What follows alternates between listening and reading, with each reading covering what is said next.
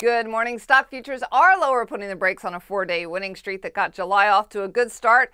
The selling was attributed to China. They warned of a grim outlook for trade after reporting that exports fell 3.1% in June. That's much worse than the expectations of a gain of 4%.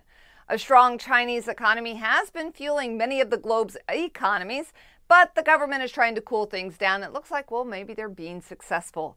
Coming up today at 2 p.m., the Fed will release the minutes from the June meeting, and market watchers will parse each and every word for hints of easing in the bond buying program.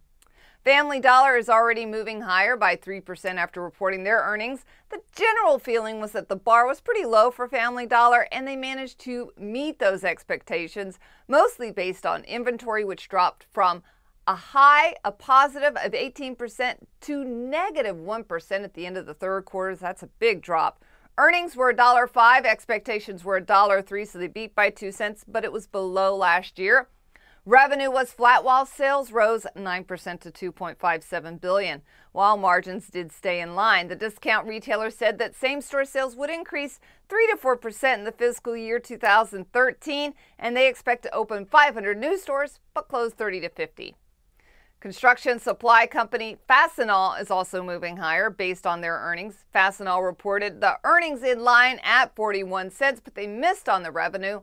Revenues did rise 5.3% year over year, but they came in at $847.6 million versus the expected $857.12. Now, the increase in net sales was coming in from higher unit sales. The growth in net sales was impacted by inflationary price changes in the non-fastener products. And there was some price deflation in the actual fastener products, but the net impacts were basically limited.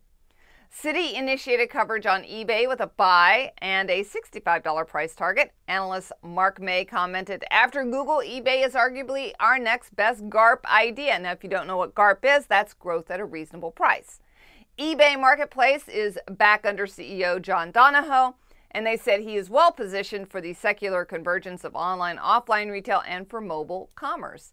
As for the marketplace, its positive 15% top-line growth sees perhaps greater than 40% contribution margin.